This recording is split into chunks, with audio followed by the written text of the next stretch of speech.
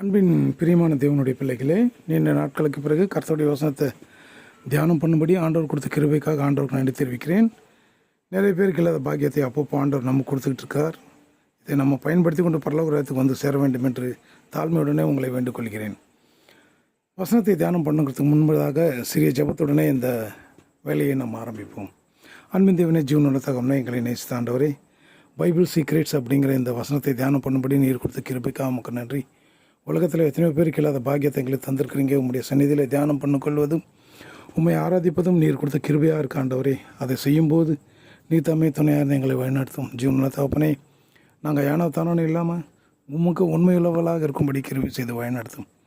நீண்ட நாட்களுக்கு பிறகு திரும்ப உம்முடைய வசனத்தை தியானம் பண்ணும்படி நீர் சொன்ன வார்த்தையினால் ஆண்டவரே இந்த காரியங்களை திரும்ப வெளியெடுக்கிறோம். ஆண்டவரே, இதை நீரே ஆசீர்வதித்து அநேகருக்கு பயனுள்ளதாக பயன்படுத்தும்படி இயேசுவின் நாமத்தில் வேண்டிக் கொள்கிறேன் பிதாவே, ஆமேன்.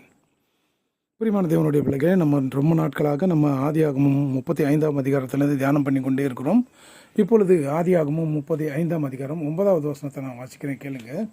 அதில் ஆண்டவர் நமக்கு என்ன சொல்லி கொடுத்துருக்கிறார் அப்படின்னு சொல்லி பார்த்தோம் என்றால், இதில் தெள்ளம் தெளிவாக ஆண்டவர் ஒரு சில காரியங்கள் நமக்கு சொல்லியிருக்கிறார். என்னன்னு சொல்லியிருக்காருன்னா, ஆதியாகமம் 35ஆம் அதிகாரம் 9வது வசனத்தில் ஆண்டவர் யாக்கோபுடனே பேசி கொண்டிருக்கிறார். யாக்கோபுடனே பேசும்போது என்ன பேசுகிறார் அப்படின்னு பார்த்தா, நான் படிக்கிறேன், கேளுங்க. யாக்கோபு 16 வந்து பின்பு தேவன் அவனுக்கு மறுபடியும் தரிசனமாகி அவனை ஆசீர்வதித்து, பாருங்கள், ஆண்டவர் பார்த்த உடனே ஆசீர்வாதம் தான். அவனுக்கு மறுபடியும் தரிசனமாகி அவனை ஆசீர்வதித்து, இப்பொழுது நீ உன் பேர் யாக்கோபு, இப்பொழுது உன் பேர் யாக்கோபு, இனி உன் பேர் யாக்கோபு எனப்படாமல் இஸ்ரவேல் என்று உனக்கு பேர் வழங்கும் என்று சொல்லி அவனுக்கு இஸ்ரவேல் என்று பேரிட்டார். பின்னும் தேவன் அவனை நோக்கி, நான் சர்வ வல்லமுள்ள தேவன், நீ பலுகி பெருகுவாயாக, ஒரு ஜாதியும் பற்பல ஜாதிகளின் கூட்டங்களும் உன்னிடத்திலிருந்து உண்டாகும், ராஜாக்களும் உன் சந்ததியில் பிறப்பார்கள். பாருங்கள் பிரியமான தேவனுடைய பிள்ளைகளே, இந்த இடத்துல இவ்விதமான ஆசீர்வாதத்தை ஆண்டவர் யாக்கோபு கொடுக்கிறார். அதே போல் 12வது வசனத்தில், நான் ஆபிரகாமுக்கும் ஈசாக்கும் கொடுத்த தேசத்தை உனக்கு கொடுப்பேன், உனக்கு பின் உன் சந்ததிக்கும் இந்த தேசத்தை கொடுப்பேன் என்று சொல்லி தேவன் அவனோட பேசின ஸ்தலத்திலிருந்து அவனை விட்டு எழுந்தருளி போனார். பாருங்கள் பிரியமான தேவனுடைய பிள்ளைகளை, ஒரு மனுஷனை தேவன் ஆசீர்வதிக்கணும்னு முடிவு பண்ணிட்டார் என்றால் அடிக்கடி அவனுக்கு ஞாபகப்படுத்திக்கிட்டே இருப்பார். அதை தான் இந்த இடத்துல செஞ்சார். யாக்கோபை ஆசீர்வதிப்பேன்னு சொன்னார். அதே நேரத்தில் கடைசியில் சொல்லும்போது அவர் என்ன சொல்கிறார் பாருங்கள், ஆபிரகாம் இசாக்கு வாக்குத்தத்தம் பண்ண தேசத்தை உனக்கு தருவேன் என்று சொல்லியிருக்கிறார். ஸோ ஆண்டவர் நம்மளை ஆசீர்வதிப்பதற்கு நம்ம பாத்திரவான்களாக இருக்கணும் அப்படின்னு சொன்னால் அவரோடு நம்ம இணைந்திருக்கணும். ஆபிரகாம் அப்படி தான் இருந்தார். அதனால் அவருடைய ஆசீர்வாதம் அவருக்கு கொடுத்து ஈசாக்கையும் சேர்த்து ஆசீர்வதித்தார். ஈசாக்கும் அப்படி தான் இருந்தார். அதனால் ஈசாக்கையும் ஆசீர்வதித்து அவருடைய சந்ததியாக யாக்கோபையும் ஆசீர்வதித்தார். இப்போ யாக்கோபும் அப்படி இருக்கிறதுனால அவரையும் ஆசீர்வதித்து அவருடைய சந்ததியும் ஆசீர்வதித்திருக்கிறார். பாருங்கள் பிரியமான தேவனுடைய பிள்ளைகளை, ஆண்டவரோடு இணைந்திருக்கும் போது அவருடைய சொல்வார்த்தை கேட்டு செயல்படும்போது நம்மளுக்கு ஆசீர்வாதம் டெஃபினட்டாக கிடைக்கும். இப்பேற்பட்ட ஆசீர்வாதத்துடனே அவர் ஆசீர்வதிக்கப்பட்டார் யாக்கோபு. அதுக்கப்புறம் என்ன நடந்ததுன்னா, இவர் 36வது வசனத்தில் ஏசாவை பற்றி தெளிவாக சொல்லப்பட்டிருக்கு. ஏசாவினுடைய வம்ச வரலாறு 36வது வசனத்தில் இருக்குது. 35வது வசனத்தில் இப்பேற்பட்ட ஆசீர்வாதத்தை கொடுத்த அவர் 38வது வசனத்திலிருந்து 38வது அதிகாரத்திலிருந்து 45வது அதிகாரம் வரைக்கும் அவர் என்ன பண்ணுறாருன்னா, யோசேப்புடைய சரித்திரத்தை எழுதியிருக்கிறார். யோசேப்பு எப்படி அவங்க அண்ணன்மார்கள் கிட்ட போனார், இதெல்லாம் உங்களுக்கு தெரிஞ்ச விஷயந்தான். இவங்க எப்போவுமே நம்ம படிக்கிற ஒரு விஷயந்தான். ஆனால் இதில் யோசேப்பு பற்றி ஆண்டவர் ஒரு முக்கியமான விஷயத்தை எழுதியிருக்கிறார். அந்த விஷயத்தை மட்டும் நான் உங்களுக்கு வெளிப்படுத்திட்டு அதோட இந்த சப்ஜெக்டை க்ளோஸ் பண்ணிக்கிறேன். ஆதியாகமும் 41ஆம் அதிகாரம் 38வது வசனத்துக்கு வரும்போது படிக்கிறேன், கேளுங்க. அப்பொழுது பார்வோன் தன் ஊழியக்காரரை நோக்கி, தேவ ஆவியை பெற்ற இந்த மனுஷனைப் போல வேறொருவன் உண்டோ என்றான். திரும்ப நான் படிக்கிறேன் பாருங்க. அப்பொழுது பார்வோன் தன் ஊழியக்காரரை நோக்கி, தேவ ஆவியை பெற்ற இந்த மனுஷனைப் போல வேறொருவன் உண்டோ என்றான். அப்போது பார்த்துங்க பிரியமான தேவனுடைய பிள்ளைகளே, யோசேப்பு எந்த அளவுக்கு ஆண்டவரோடு இணைந்து இல்லைன்னா இப்பேற்பட்ட நல்ல பேர் அவர் வாங்கியிருப்பாருன்றது பாருங்கள்.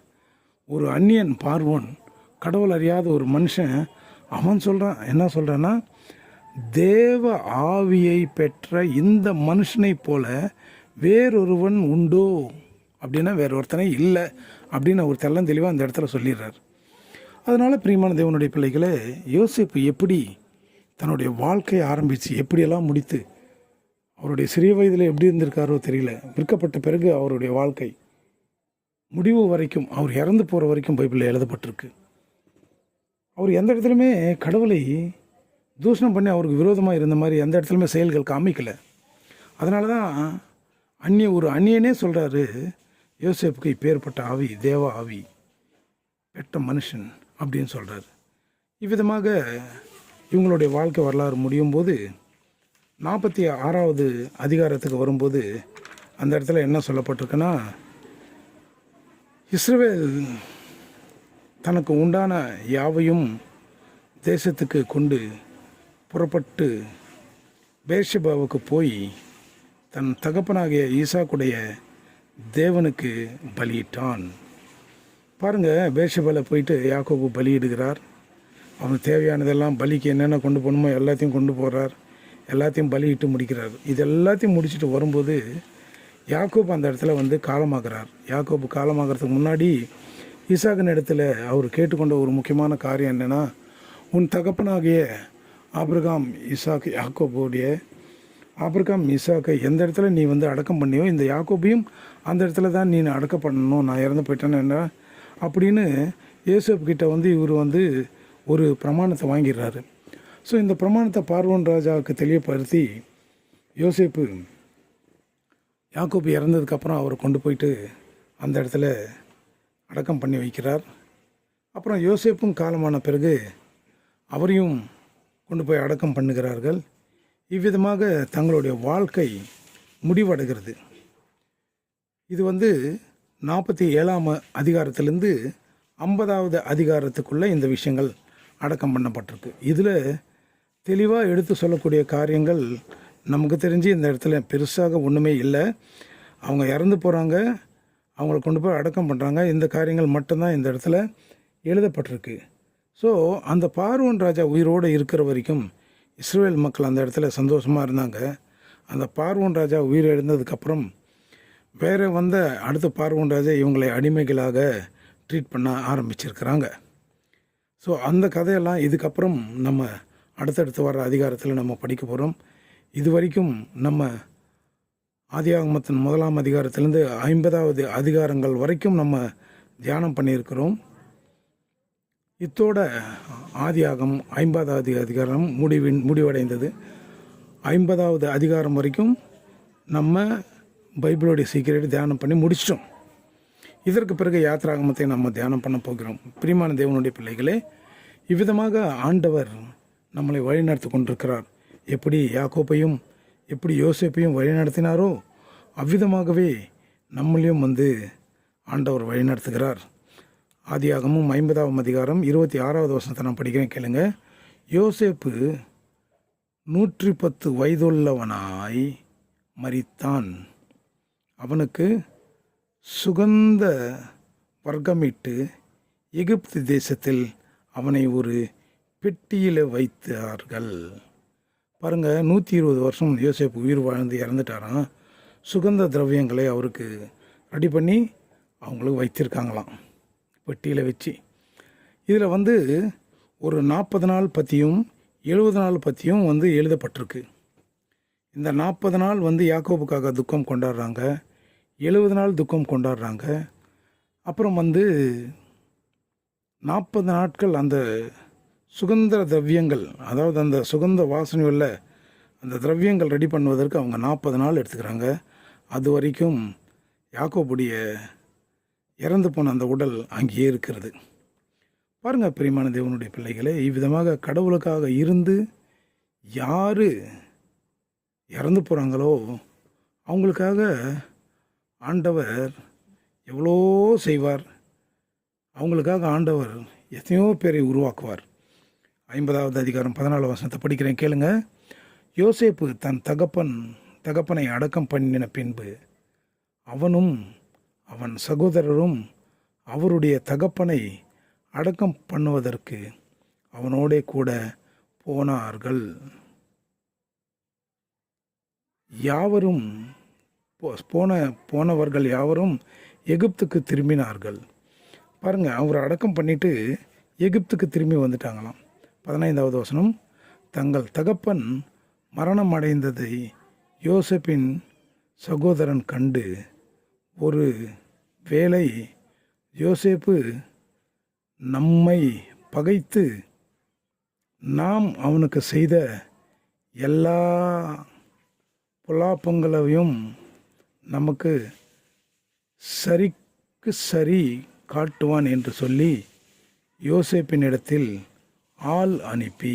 பாருங்கள் பிரியமான தேவனுடைய பிள்ளைகள், இந்த இடத்துல சகோதரர்கள் யோசேப்பு செய்த அநியாயத்தை பற்றி பயப்படுறாங்க. அவங்க பயப்படும்போது யோசேப்பு நான் அப்படியெல்லாம் பண்ண மாட்டேன் அப்படின்னு சொல்லிட்டு அப்போ கூட தன்னுடைய உண்மைத்தன்மையை வெளிப்படுத்துகிறார். இவ்விதமாக நம்ம கடவுளுக்கு கீழ்ப்படிந்தோம் என்றால் நம்மளுடைய வாழ்க்கையும் செழிப்பாக இருக்கும். அடுத்த யாத்திராகமத்தை தியானம் பண்ண போகிறோம். கேட்குற நீங்கள் இதெல்லாம் வாசித்து கேட்டுக்கொண்டு அவ்விதமாக மற்றவங்களுக்கு ஷேர் பண்ணுங்கள். தேங்க்யூ. ஜெபிப்போம். அன்பின் தேவனை ஜீவனோட தப்பனை எங்களை நேசித்த ஆண்டவரே, இந்த மாலை நேரத்தில் இந்த வசனத்தை தியானம் பண்ணும்படி நீ செய்த கிருபைக்காக உமக்கு நன்றி. ஆண்டவரே, அநேகம் பேர் ரட்சிப்போக்கப்படுவதற்கே இந்த வழிகளை திறந்திருக்கிறோம். இதை கண்டு அறிந்து கொண்டு புரிந்து கொண்டு அவ்விதமாக வரும்படி கிருபை செய்ய வேண்டும் என்று வேண்டுகொள்கிறேன். யோசேப்பை போல தேவனுடைய ஆவியை இருக்கிறவன் உண்டோ என்று சொல்கிறார். ஆண்டவரே, அவ்விதமாக உம்முடைய ஆவியை நாங்கள் பெற்றுக்கொண்டு வாழ நீரை கதவு செய்து வழி நடத்த வேண்டும் என்று இயேசுவின் நாமத்தில் வேண்டிக்கொள்கிறேன் பிதாவே. ஆமேன், ஆமேன். பிரியமான தேவனுடைய பிள்ளைகளே, இது எல்லாருக்கும் ஷேர் பண்ணுங்கள். எல்லாரும் கற்றுக்கொள்ளட்டும். எல்லாரும் இந்த வேதத்தை படிக்கட்டும், வாசிக்கட்டும். சத்தியத்தை அறிந்து கொண்டு அவங்களும் பரலோக ராஜ்யத்துக்கு வரும்படிக்கு நம்ம உடந்தையாக இருந்து உதவி செய்வோம். நன்றி.